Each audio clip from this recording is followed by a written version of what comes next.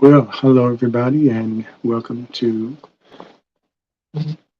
for some coffee talk and the Slim Nation. Just want to come on today to kind of talk about the tale of two cities within a city, specifically city of Portsmouth. And I'll start off by saying, many of us know, and plus you can see uh, two screens of me, one of me facing you, and the other of showing my little small in-house studio here. Anyway, I want to just talk briefly about, and we all know about in Portsmouth, Virginia, the Sunset Thursdays that been going on in the city for years now. And this year, it has moved over to the park next to the pavilion. I think they call it Festival Park. And some people like it, some people don't. They liked it when it was around the river. Anyway, it seems like we see more people out, and it's amazing to go there every Thursday, regardless of what band is there. It's always a good time, and see all the people come together peacefully and enjoy themselves after a long week, even though they have one more day left. The people that are working in their work day, they come out on Thursday night, and or let me say, we enjoy ourselves.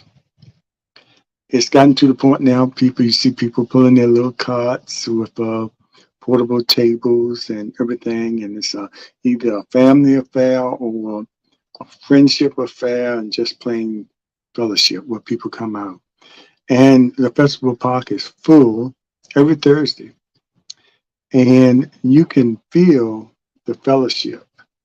And some people, that's the only time they see each other during that Thursday evening event. And every week is a good band, something for everybody.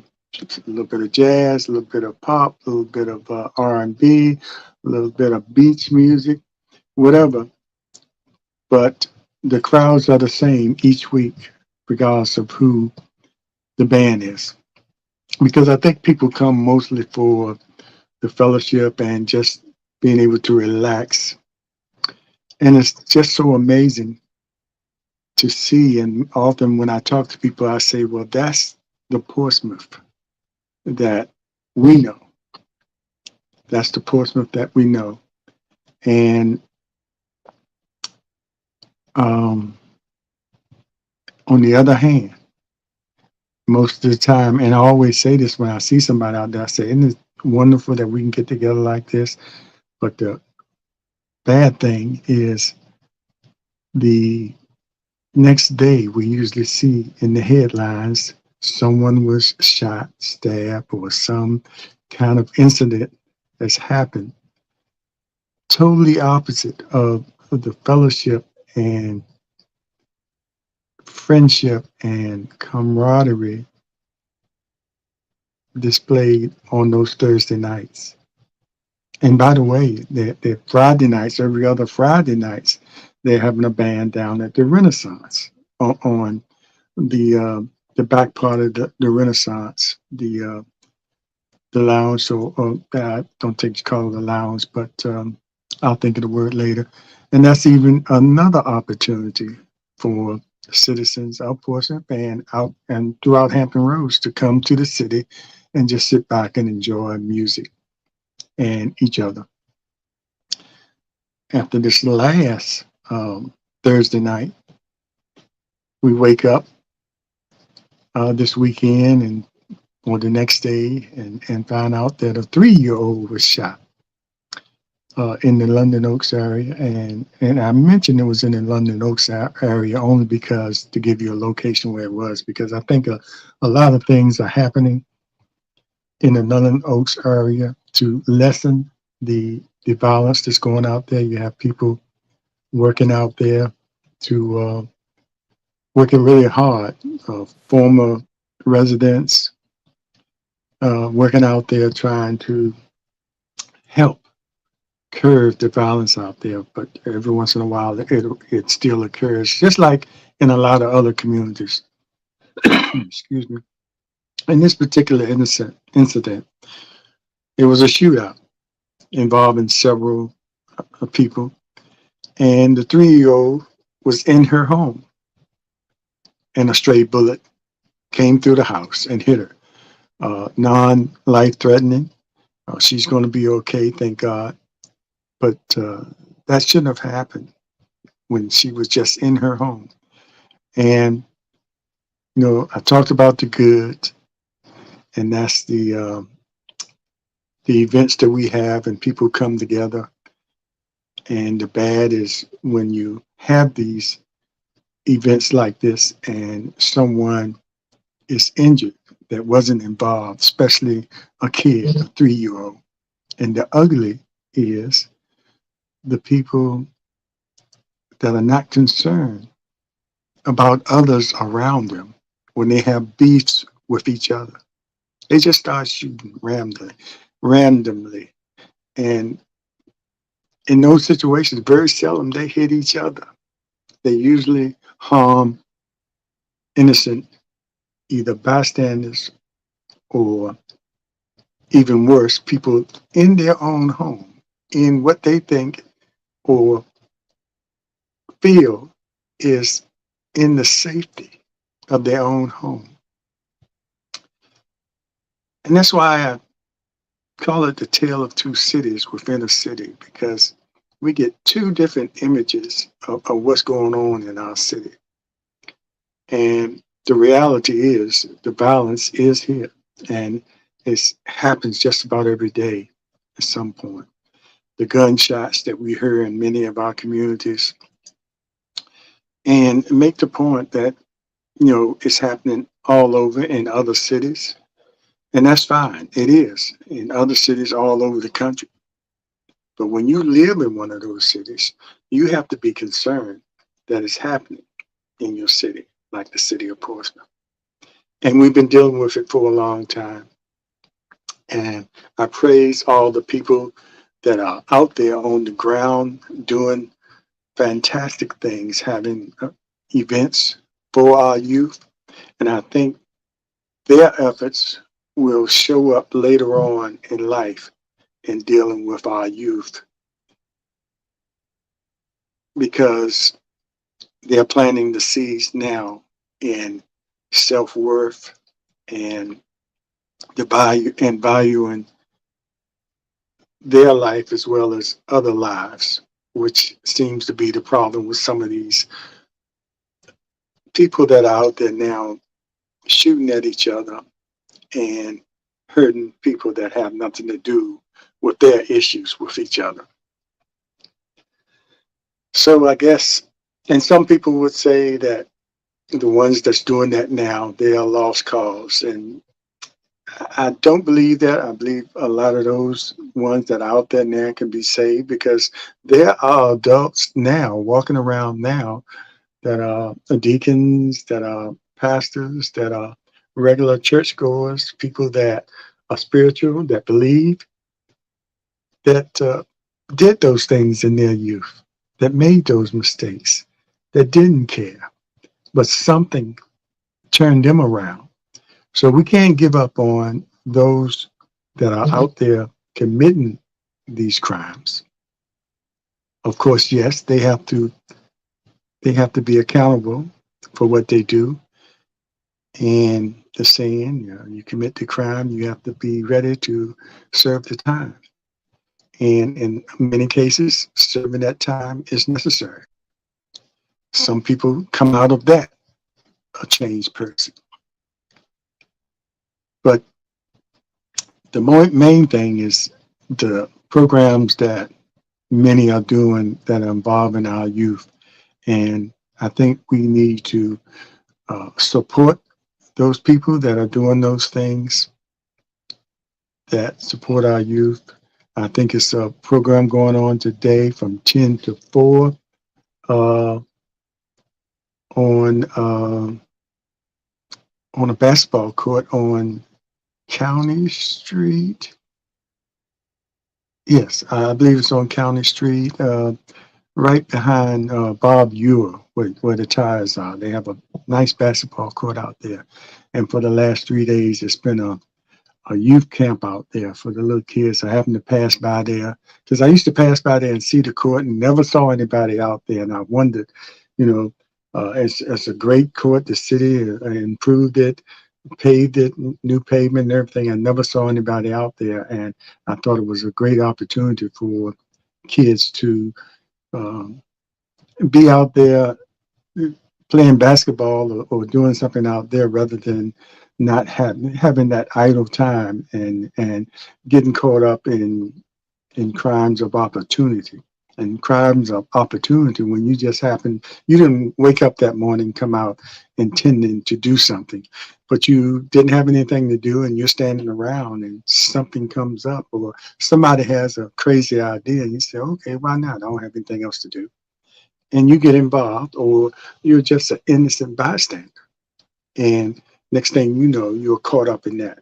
So having activities, are very important. I think all of us can attest it kept many of us out of trouble. All the different programs they used to have through Parks and Rec, and I believe they still have them, but it was not to the extent, in my opinion, that we had when we were growing up with all the the, the sponsored baseball team that was sponsored by businesses throughout our communities, and many of the young boys coming up in the different communities played on many of those baseball teams and football teams, and year round they were doing something. Even if you didn't play sports in high school or junior high school, you had that community or those rec leagues that kept you busy all year round. And a lot of people were known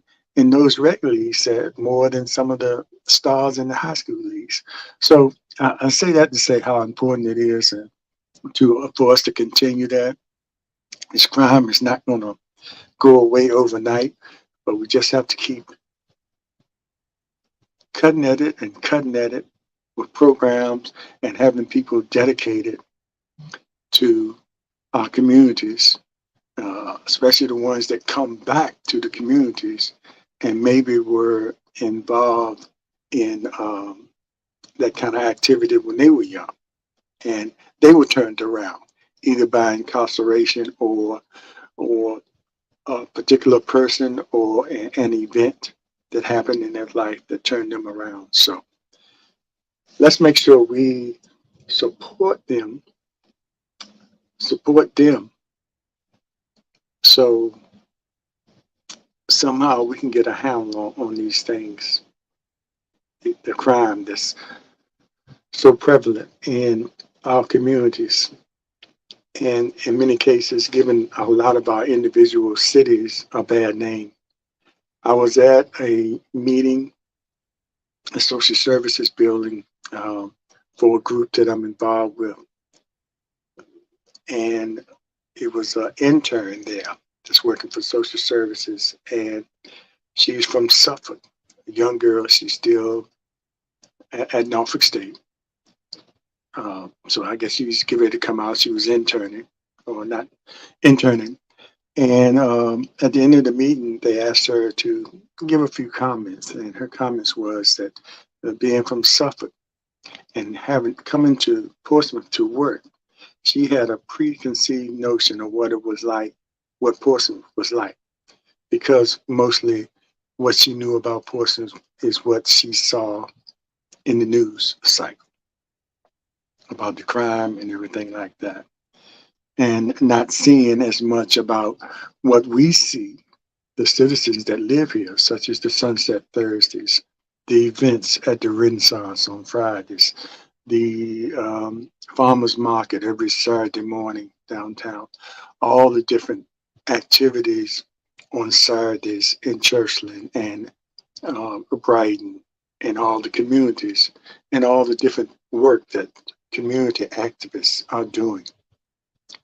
And working in social services and coming to Portsmouth every day for whatever amount of time she was here, she saw the difference. She saw that Portsmouth wasn't just what she saw on the news. And I think that's the case for many people who have the opportunity to come here. And as I mentioned about the crowds at Sunset Thursdays, they're not all Portsmouth people that make up those large crowds that are there every Thursday night, because I see some people that I know are from Virginia Beach, Chesapeake, Suffolk, even talk to people that might be from the peninsula. And they have their things going on over there, but they know or are familiar with Sunset Thursdays here in the city of Portsmouth. And even as they witness some of the things in crime in their cities, this gives them an opportunity to come to Portsmouth on Thursday evenings and have a relaxing time and enjoy themselves in fellowship and just laying back and feeling safe. And I can probably say that most all the people come out there, they really feel safe, or they wouldn't be coming back every Thursday and committing to being there the whole time, because you're not bringing all your stuff out there, your tables and your food and whatever, and not committed to stay there or don't feel safe. So, and they know they're coming to Portsmouth, so they see Portsmouth beyond what is portrayed on the news. And I'm not blaming the news solely. The news, they show what's hot. They show what's trending. And they do from time to time have those human interest stories, but it's not enough time in that half an hour time frame that they usually have to cover those type of feel good stories. They have to report the shootings, the stabbings, the robberies, the the fires, and all the sensational things that happen. And in some cases, that's informative to us too. We have to know what's going on in our city as well, even though many of us live in the communities where these things are happening. So, just wanted to come on here live and talk briefly about, as a subject, a title of this live was The Tale of Two Cities Within One City, within a city. And we see that in the city of Portsmouth. But I think the good part outweighs the bad and the ugly. And we just have to keep fighting. And as I said earlier, supporting those that are out there. You can't get out there and do it. You know, support them in any way you can, financially, or if you can get out there, attend those events that they have and let them know that you appreciate what they're doing. Sometimes what they do goes not particularly unnoticed, but the people who are behind what they're doing sometimes goes unnoticed. You might see a point person, you might see the main person, which is good, where the news interviews, which is good too, because that's who you need to go to. But there's many people involved in in those events, and you need to, if you see them there, find out who they are, let them know you appreciate, because sometimes that's all they need, all the motivation they need to keep on doing what they're doing. Because I know it's hard on them too when they out there working hard to do what they do for the youth and see and have a successful event, and then the next day in your same neighborhood, someone is shot. A 3-year-old is shot. An elderly person is robbed and beat up. Robberies are committed by the same person over and over again, and he's still out there. And communities, sometimes people know who they are, and it's just a matter of turning them in, participating in the solution. The solution is multifaceted, and it's going to take all of us to be involved to try to get a handle on this crime. Crime is going to always be around, but it doesn't have to be to the level that it is today, where in most cases, a lot of people are afraid to come out of their house. A lot of people won't come down to Sunset Thursdays because, or if they come, they leave much earlier because they don't want to be out at night. They don't want to go back into their own neighborhood at night. And that's sad. Anytime should be a good time for you to be out, especially at night. On these hot days, that's when it gets cool. That's when you want to be out. That's when you want to sit on your front porch and enjoy the coolness. Everybody has air conditioning, but it's nothing like that fresh air at night. And we've been deprived of that, or being deprived of that luxury that we all have, to be able to sit out and enjoy the night air. So let's keep working. Let's keep working on it, and let's keep showing our fellowship. Let's keep coming together and enjoying ourselves, because it gives us a peace of mind when we can come together and really enjoy what we're doing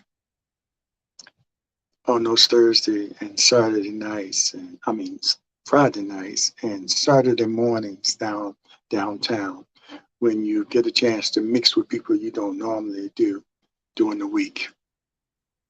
And the last thing I'll say, when you at these events, or when you're around people in the public in the city, especially in the city of Portsmouth, strike up a conversation. Well, the first thing, speak. Give the person a smile, even if that's all you have for them. But if you have the opportunity, you're sitting next to someone, strike up a conversation. You never know how much you might have in common until you do that. And it's amazing. You might even meet a cousin that a cousin might not even be of your race, but you find out, if you talk long enough, that person is in your family, either by marriage or by blood. Who knows? But basically, I'm talking about having things in common as far as your political views. And even if you disagree, it's easier to understand somebody's disagreements if you have a conversation with them, rather than assuming you know exactly what that person is all about because of his political stance or his social stance. Conversation is the key to understanding each other. And we need more of that, especially these days when we're getting such different information coming down nationally and trickling down into our localities,